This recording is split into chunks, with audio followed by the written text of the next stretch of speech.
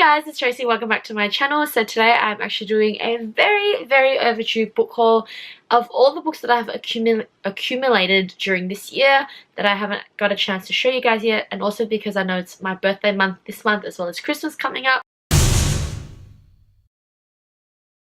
And I figured I would get these out of the way so that by the end of the year it's not this massive, I don't know, 500 books that I have to show you guys or something. You have to bear with me though, because hopefully these are all the books that I'm supposed to show you guys and that I'm not doubling up with another video or that I haven't forgotten anything.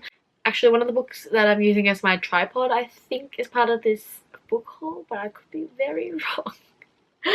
Oh, let's get started. So I'm just going to go through these in no particular order because I don't really remember when I got them, but most likely I'm going to categorize them to books that I got at a particular place. So at my local library you can actually go in there and find books that they aren't there to borrow anymore. They actually put them on sale for $1 each, which is a bargain. So I got actually 4 books from there for $4.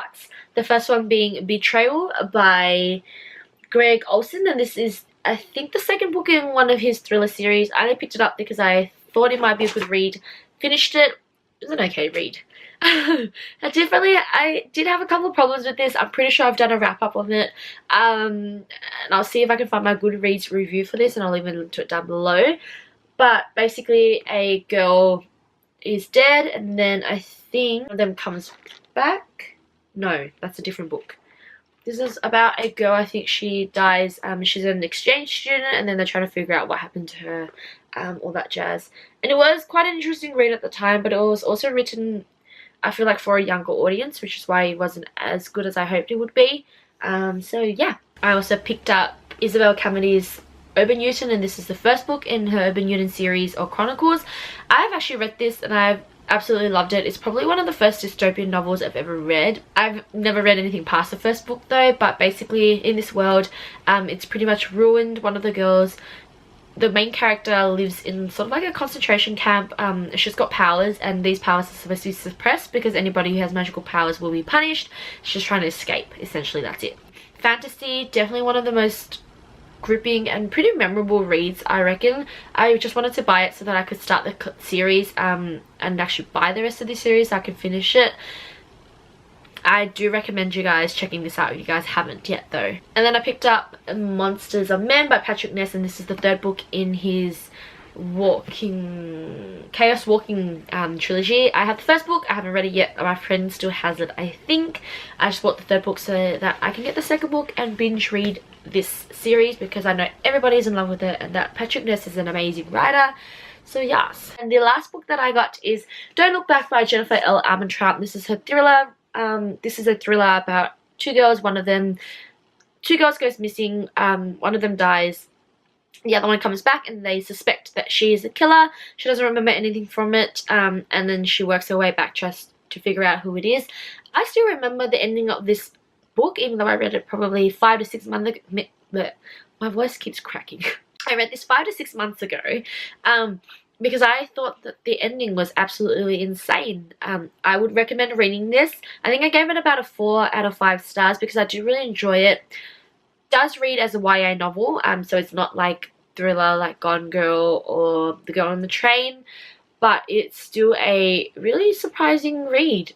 So I actually did quite like it, more so than I did Betrayal, really. I'm pretty sure I picked up these 2 books as well as the book that is on my tripod at my local bookstore Dimmicks because they were doing sales for books that were about to become movies. So the first one that I got is The Revenant by Michael Punk, or Punker, whatever his name is. And this is the book for the movie adaptation The Revenant with Leonardo DiCaprio in it, the one that he won the Oscar for. It centers around a man who's out for revenge because the group that he is with have left him to die because he is savaged by a bear.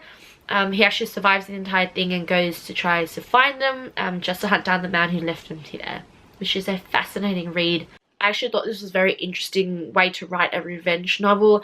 It's centered a lot on nature, and because it's set in the past in America, you get a really good feel or really good sense of the mountainous areas and the ranges and things like that, and what America was like back in the days. It is also based on real life characters. although some of these events are definitely fictionalized, so that was good. But there are, I think there's like notes about the characters at the end, and what really happened to them in real life and just things like that. And I actually really enjoyed this. I picked this up because a couple of workmates recommended this to me, and I'm pretty sure I read this in about 1 or 2 days. So yeah.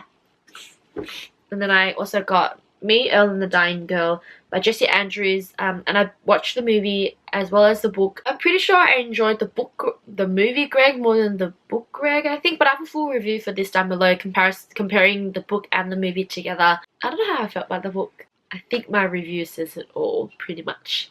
And then the one that's on my tripod is Ready Player One by Ernest Cline. And that one is about to become a movie as well. I absolutely love this book. Hands down, one of my favorite books that I've read this year. 5 out of 5. It is a sci-fi based on a character who lives in this world where they can actually live in the real world or in a virtual reality world. And he opts to live in the virtual reality world more so because, you know, it's better than his real life. He meets a whole lot of characters in there, and then they go on this mission that the creator of the world releases to see if they can change their fortune. I would love to live in Oasis because Oasis is amazing. The way that this book is written makes everything seem so realistic and so fascinating, and I'm so excited to watch this movie because I feel like this movie will be absolutely fantastic. It's also directed by Steven Spielberg, so that says a lot about it as well. And then we have a pile of books that I don't really remember where I got them from or when I got them or how I even got them. But the first one is Percy Jackson and the Greek Heroes by Rick Riordan. This is another companion novel to the Percy Jackson series. The first one was Percy Jackson and the Greek Gods. So this one explains about the Greek heroes. I'm actually, I think, about maybe a third way in. It's interesting. You get all that humor that Percy Jackson is like, but you also get the historical side to things, which I'm really interested in as well. But I do find that I can only read this in parts and not read the entire thing because it does get kind of repetitive with the stories. They talk about a Greek hero in every chapter, and I guess Greek history does tend to have the same things happen over and over again. Hopefully I can finish this in November and then see how I go with it, but I'm enjoying it so far. I have The Girl Who Soared Over Fairyland and Cut the Moon in Two by Catherine and Valenti, and I'm pretty sure this is the third book, and I don't know if I have hauled this or not yet, but I'm slowly making my way through this series. I don't even know if I've read this or not. That's how bad I am right now. Sorry guys. I have A Court of Mist and Fury by Sarah J Maas, which is the second book in a Court of Thorns and Roses, and I actually DNF'd this, and I feel like I want to write a blog post about that or a video about it because I have strong feelings about this series, this book overall. I did not like it. Like, I just couldn't finish it, and usually I'm a type of person who will push through and finish the book regardless, because I feel like it's not fair to judge a book if I haven't finished it, but I just could not do it with this. Like, no, I just couldn't at all. And I do love her other series, The Throne of Glass, so I just don't know what this is about, but it is now going to be a book that's going to sit on my shelf forever and ever, because I don't know if I'm ever going to pick it up and read it again. Then we have the lovely Illuminae, which is the first book in the Illuminae files by Amy Kaufman and Jay Kristoff. This is my baby. This is probably my baby for 2016. Like, I just don't know how to explain how much I love this and how... just really no words. This book is a sci-fi novel written in only, I guess, dialogue, transcripts, transcripts, diagrams, web pages, graphics. Just how beautiful is this book? Like, it is actually absolutely stunning, just the way that it's written, and it's so easy to read despite the size of it. Like, I finished this in one sitting because it is absolutely just fantastic. It's so funny as well, like, and the humor in this is not even just like, you know, grade 2 humor. It's actually like pretty almost adult-like humor, but I really enjoyed it. I thought it was great. The two main characters contact each other in 2 spaceships because their planet has been invaded by another company, and then they have to escape from that planet, and they sort of work together in order to figure out what is that really going on and how to save the population, I guess. Absolutely read this if you have not read it. I have a full review for it as well, where I rave on and on and on and on and on and on about this. But this is an absolutely amazing read, and I'm so glad that I bought it. I also have books that I picked up when I went to a Kmart run one night. I just went nuts and my friends thought I were insane, but that's cool. The first one is The Girl on the Train by Paula Hawkins. I just recently read this, spoke about it in my wrap up. We'll probably do a review for it as well, but I think I only gave it a 3 and 3.5 stars because I don't know if I liked it that much. We have Kate Morton's The Shifting Fog, and Kate Morton is one of my absolute favourite authors. This is the first book that I read from her actually.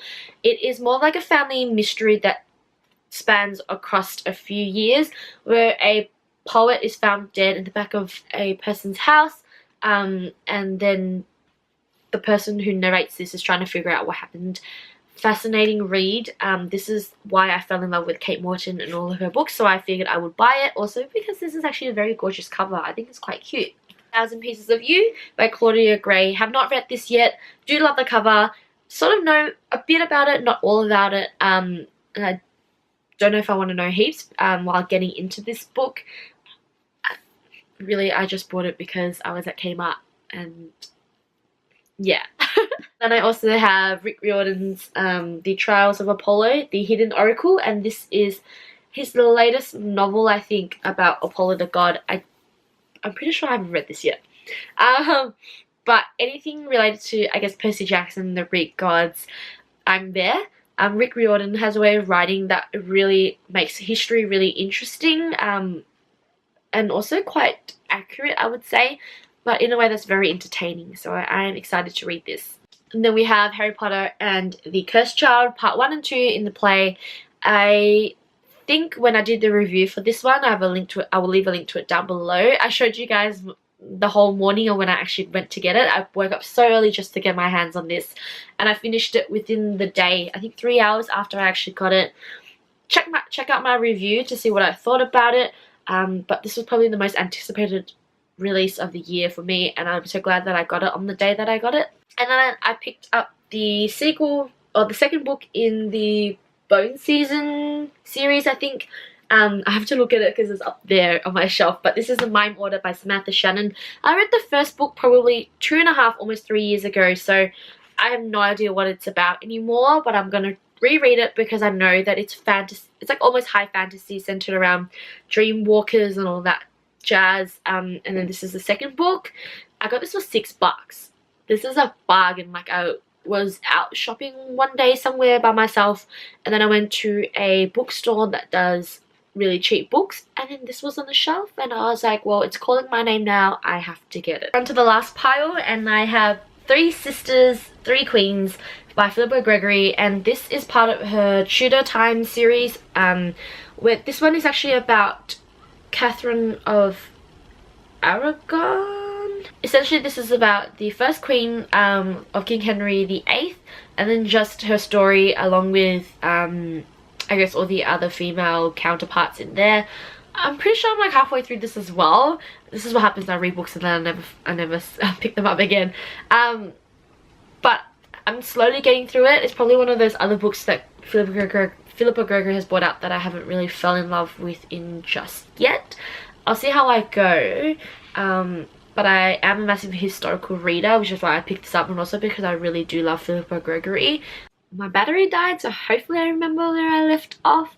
But these are all the books, or the next few books that I'm showing you are from Dimmicks. They're amazing because they actually do reward points. So like how many dollars you spend equals to how many dollars you can save, so that you can put those dollars towards the next purchase amount. So they're pretty cool. But they were doing a sale for Love Oz YA. So basically all the Australian YA novels were on sale. So I picked up a couple. The first one is The Sidekicks by Will Koskatis. No idea how to pronounce it. If someone knows how to pronounce that, please let me know. And this is about 3 boys who have lost their best friend. The thing is, they're not friends, they just share the one best friend. So now they're sort of connecting and trying to figure out how to grieve properly and really understand who their best friend was, because their best friend had so many faces. You know, like all these 3 boys are very different people, and Like, it was surprising that they could have just the one best friend to share. And liking at the moment, I'm about 2/3 into the book, but I have heard some pretty good things about this, and it's a fairly short read actually, so I should be done possibly by tomorrow. I also picked up Melina Machetta's Looking for Alibrandi, which is apparently an Australian classic that I have not yet to read. I have read a couple of Melina Machetta books though, and she is a really good author to read from. And I know one of my really close friends loves this book, so I am keen to get my hands on it just to see what it's like. And then lastly, I got Zeros by Scott Westerfield, Margot Lanigan, and Deborah Biancotti, I think that's what it is, which is the first book in a series, and this is about 6 teens who have different unique powers, and then they are in this group called Zeros, but because something went wrong, the group disbanded. Now, though, one of them is in trouble, so they're trying to help out the person that's in trouble. I'm also in the middle of this as well, I just remembered. And then it just got a little bit weird, and also it reads a bit too young for my liking, despite being YA. And I don't know if it's because there's 3 authors, so they all have very different styles of writing. It does flow together quite well, but I do really enjoy Scott Westerfield, which is why I picked it up. But I'm in 2 minds about this at the moment, so if I finish this, then we'll see how I like it. And then we have the mostly anticipated Empire of Storms by Sarah J Maas. So I picked this up because I found it in store. It came out. I haven't read it yet. I feel like I need to do a recap on the book before this one, before I can read it. Essentially, this is the, I want to say the 5th book. So this is the 5th book. They're all sitting just right here. In the Throne of Glass series by Sarah J Maas, centering around a character named Selena Sardouthian, who is a trained assassin, and then she is saved by the king, who wants her to be his assassin, and then all of this drama and adventure and stuff happens. The last book was insane, and the characters in this are amazing. This is a series that I really enjoy from Sarah J Maas. The last book that I bought is Gemina, which is the 2nd book in the Illuminae Files by Amy Kaufman and Jay Kristoff, and this is the 2nd book to this one that I was just raving about before. And I just picked this up 2 days ago, so I am so excited that I have it. It isn't the so it's sort of the same type of story, I guess, just different characters. You will get to see some characters in the Illuminae in this one, which I think is why you should read the first one first. I am super excited to read this. Again, it's the exact same format. There is writing and text and stuff like that, but there's also images, I am chat, so I know I'm going to be reading this pretty soon. And then I also received this really nice copy of Mechanica, which is a beginner's field guide by, I don't know how to read that. If you want to read that, that'd be great. This is actually a guide to an actual book that's out. So this is a guide that shows all the different mechanical creatures that the book talks about. And this is from the 5 Mile Press, and I think this is absolutely a gorgeous guide. So the guide itself has a lot of different explanations, what the mechanical objects look like, the weight, the width, and things like that. And I actually really want to get the book now that I can actually read it, because I think that this is really fascinating. This lovely pile, which I cannot even, like, if I'll show you actually before I finish. I can't even pick up to do this bloody thumbnail. How do I do this? Oh no. These are all the books that I collected during the year. I hope you guys lasted through that book haul. I know it was a long book haul, but that just clears it out of the way. If you guys have read any of these, leave a comment down below telling me what you thought about it. If you have any books to recommend, let me know as well, because I need an excuse to buy more books pretty much. Otherwise, I hope you guys have a lovely day. This is gonna topple, I'm so scared. And I shall see you guys soon. Bye! All the books. Oh, I'm wearing my pajamas down there, so if we just move that out of the way. All the books.